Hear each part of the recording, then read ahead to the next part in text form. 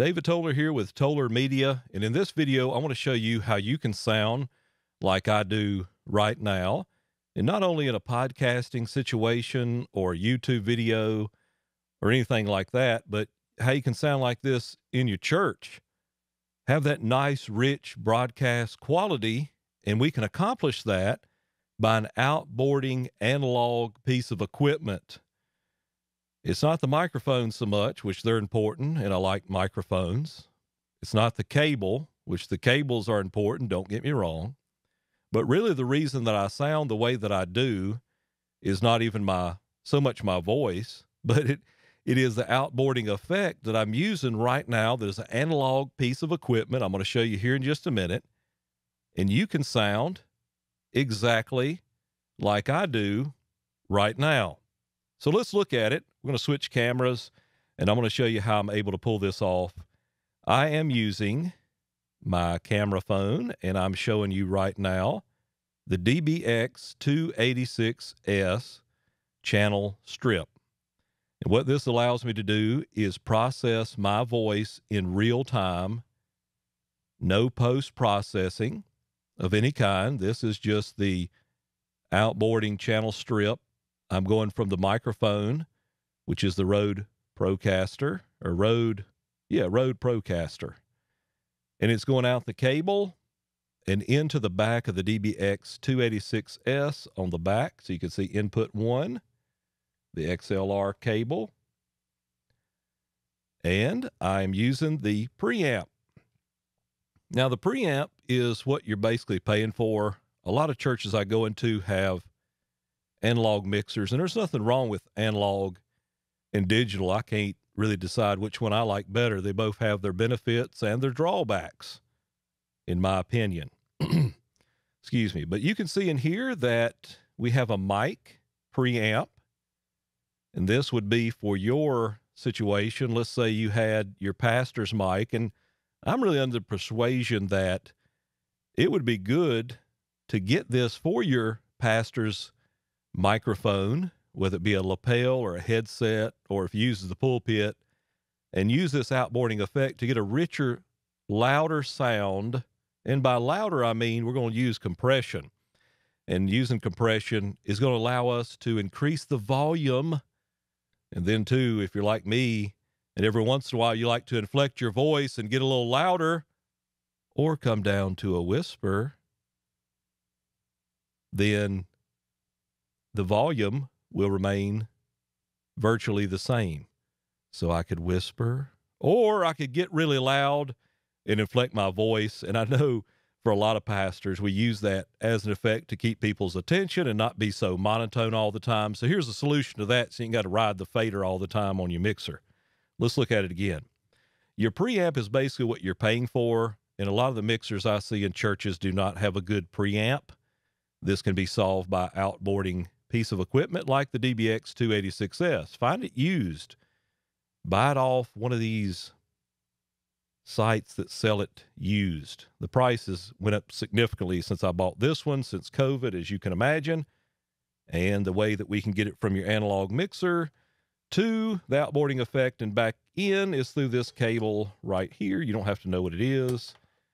I guess you could, but we see we have a T, R, S, 2 rings on the end. And then we are going to, on the other end, we have one called tip, the black one, which has 1 ring because we're splitting this. We're going to split it, and here's the ring. So remember, ring means right. Okay, so what we're going to do is take it out of the DBX, take it into your mixer, where it be a Mackie or Allen Heath or whatever it is, and then we're going to return it back. We're going to take it out. All right, take it out of the mixer, which is going to be I/O, in, then out. We're going to place it in the insert of the channel, and we're going to send it out to the outboarding effect, like you see here. And then we are going to plug it up to the back, which is between these, is the input. Right now I'm using the output, but we'll put it in input, and it will make that full circle around, and you'll be using the outboard effect. That's the wonderful thing about it. let's look at it. Preamp, we have what we want is we have it almost turned all the way up. That's because I'm using a dynamic microphone. And as you can see, I'm not as close as I normally would have to be. If I wasn't using compression, I don't have to be as close. So that's a benefit. Then, as we see on the board here, I am, if I get a little louder and use my speaking voice, I'm filling up all the green and touching some of the yellow. We don't want to get into the red because we would be clipping. Clipping is bad. And we get a good, solid signal, which is clean, crisp, and it doesn't introduce a noise, a preamp noise, a hiss in the recording. I do have 48-volt phantom power on, which I do not need because it will not hurt a dynamic. It's more for a condenser, so let me turn that off, and nothing will change. That is the phantom power. Actually, I can hear a little noise in my recording now, so that might have been the part I damaged when I dropped it. Ooh, a lot of noise there. Might have to get this thing repaired. So when I take it off, I dropped it a while back, and that might not be good. So you hear a little noise there. That was my fault.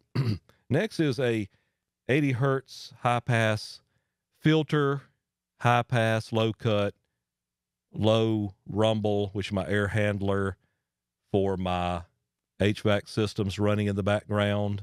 If you had good high quality headphones, you might be able to hear that. Then we see I'm going into the compressor, and the compressor reduces the transients. So as I get louder, it reduces it by negative, and I'm driving it pretty hard.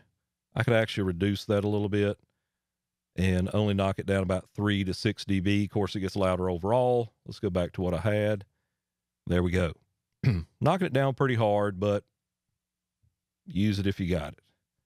You can adjust that. Normally, I would just knock it down about 3 to 6 would be the first two lights lighting up. And then if I got real loud, maybe one more, but I'm not going to change it now mid-video. Let's keep moving down. Next is the de-esser. So when I use the letter S, sibilance, and I have a lot of sibilance in my voice, so I really enjoy the de-esser. Could look at that a little bit as far as the frequency and maybe cut out a little more semblance and another frequency, but you get the idea. You can see it when I say the letter S, snakes. You see it's driving it down, reducing it. Sorry to make you dizzy. Let me readjust my cables here so I can show you the enhancer.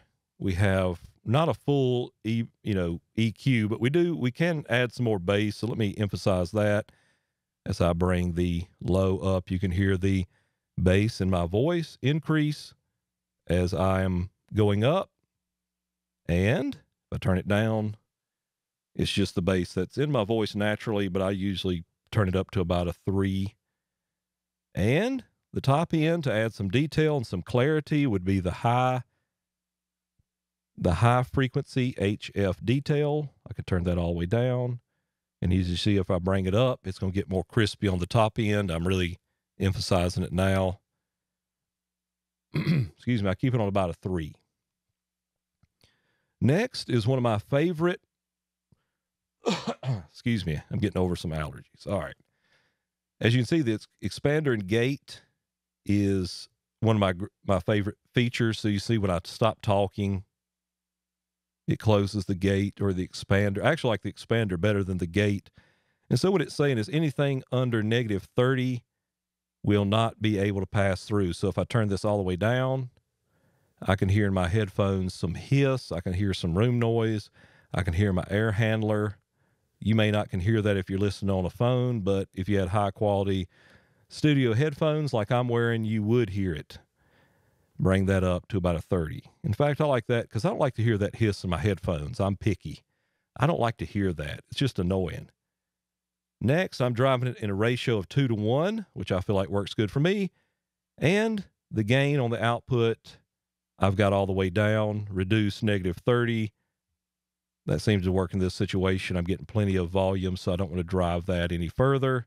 But it would be different if it was plugged to a mixer. I've got it plugged to an audio interface, which is a PreSonus. I'm not recommending this one. I just found it at Goodwill. Actually, I found it before it went into the Goodwill, as I was donating some things myself. There was somebody donating this, and I don't know if this is right or wrong, but I asked them, could I have that? And they said yes. So it came with a microphone, a couple other things, and I'm just using what I have. I recommend not a PreSonus. I'm not they're fine, but I like the Focusrite models. All right. Solo or the one that has the 2-channel. So this is how I'm able to sound as good as I do. You be the judge. How do you think it sounds? Let me know in the comments below. Let me know if I can help you enhance your pastor's audio. We spend most of the majority of the service with the pastor preaching or teaching, depending on what it is.